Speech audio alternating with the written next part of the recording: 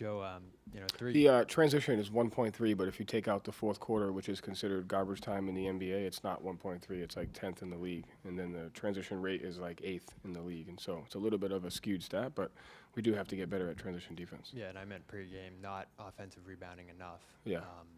But that's how the transition stat kind of gets skewed, is you got to take out the whole fourth quarter was a dunk fest in Washington. Mm-hmm. But it was, So without Sam now 3 games in, you mentioned pregame going double big a little bit more, went with Jordan a little bit in this game and some single big. What's that process been like of trying to find a second unit without Sam out there? it's not trying to find one. We have it. The second unit is the whole bench. So we're not trying to find it. To me, we make it very clear from the beginning of the season how important those group of guys are.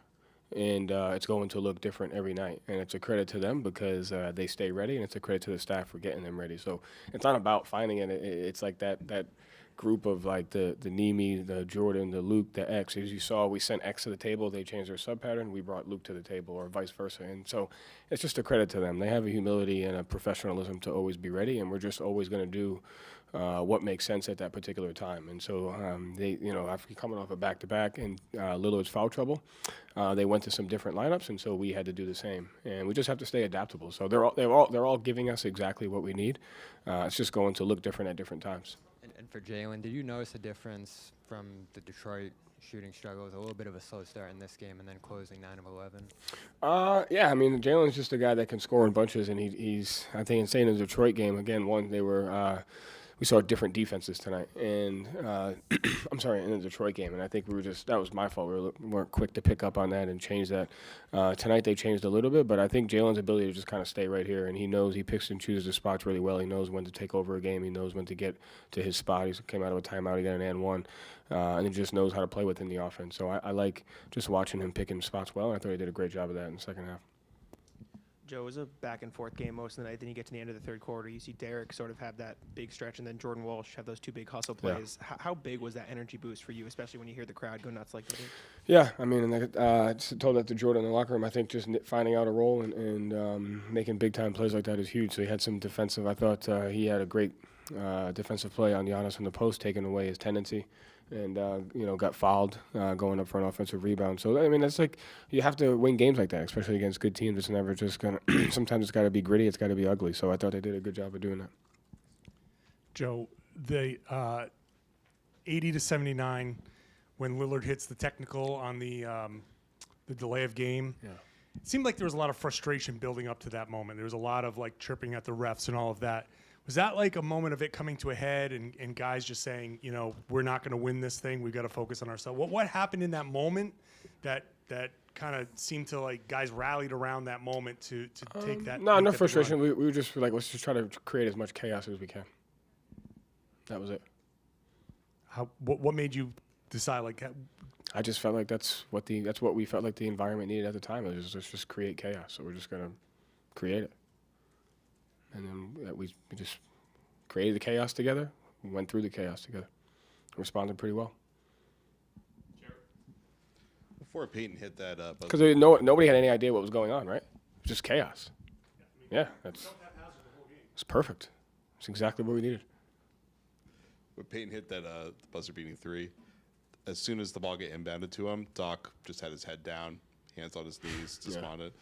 How do you like when you just see people react to Peyton that way? I didn't see that, but I just think it's a credit to Peyton. I mean, a lot of guys won't take that shot, but he just takes pride in it. I mean, the guy's just good. I mean, I thought he kept us in it in the first half, and he's just finding different ways to impact the game. Tonight it was his shooting and his defense. Sometimes it's his passing, but the kid's just a competitor. So I love watching him play. Did you see the clip of him playing some kid one-on-one at the park the other day? No. Do you encourage your players just to play people one-on-one at the park, always be hooping at all moments? No, I encourage them to just really just be themselves. Just back onto Peyton for a second. You mentioned kind of the versatility and diversity of things that he brings to the game. Is there a particular thing that stands out to you about him that you particularly enjoy?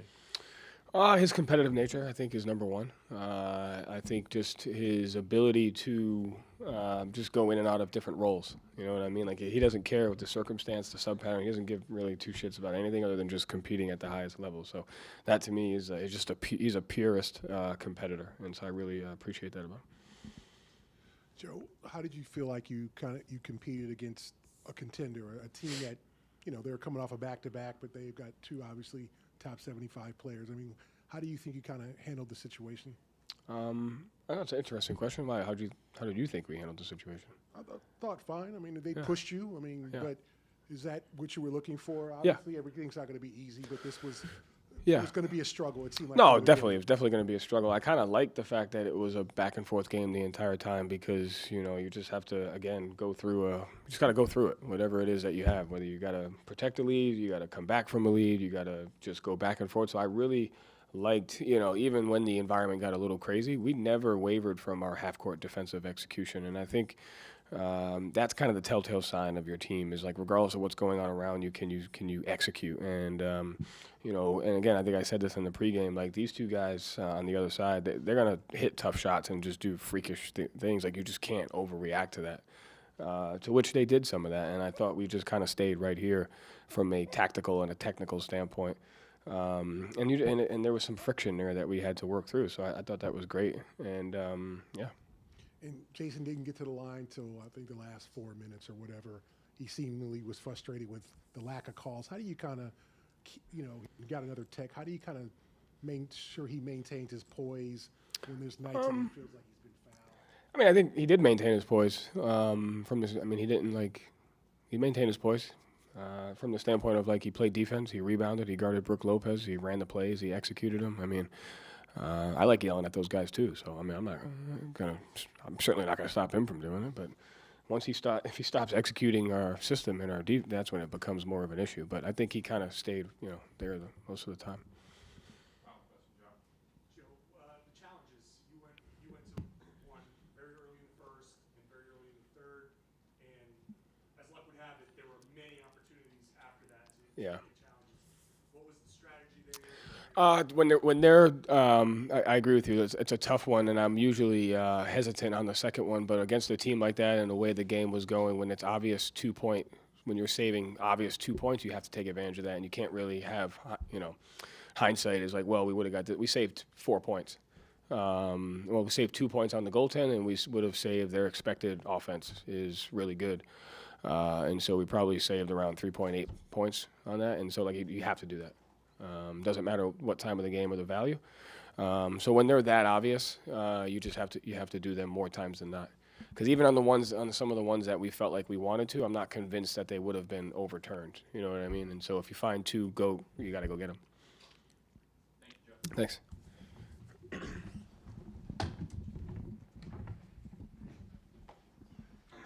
We'll have Jalen and Peyton in here and Drew in the locker room.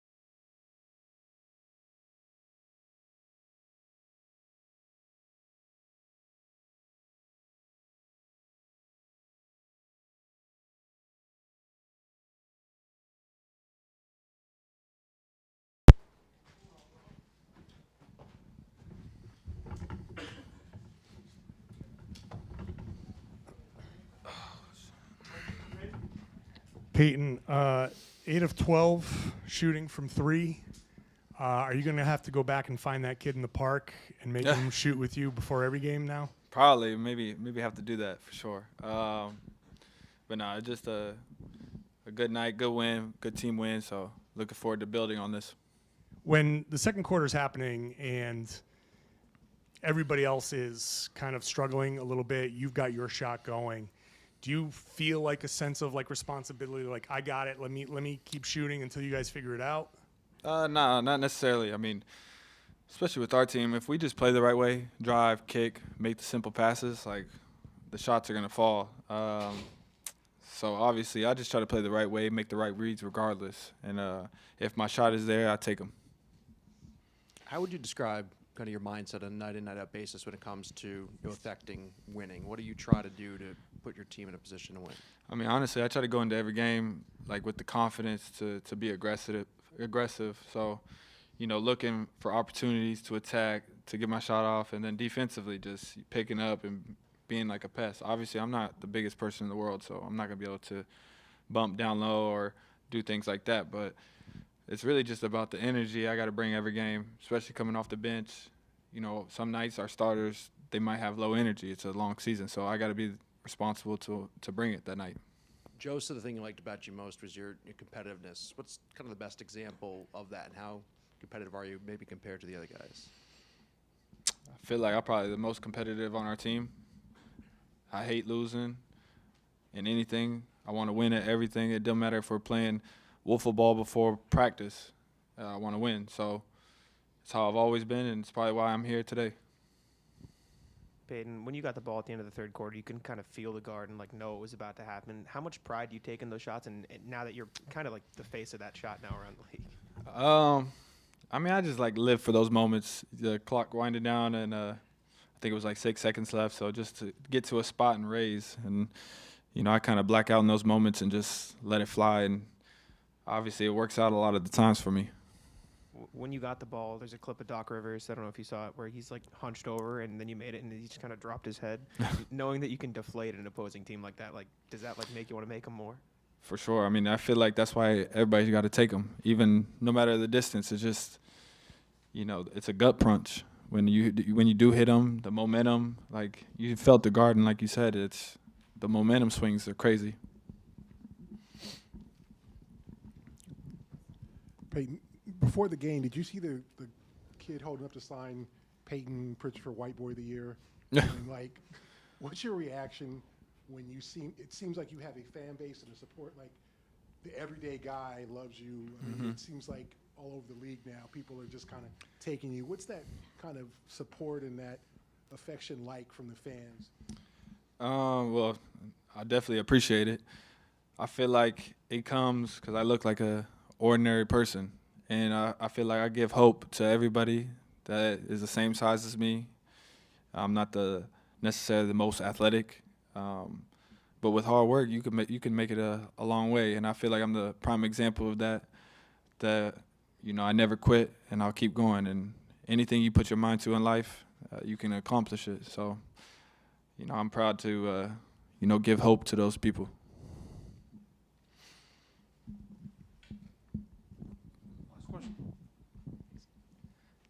Peyton, that clip of you with the kid in the park went viral. And speaking of, not the biggest kid out there, you really give him the business down low.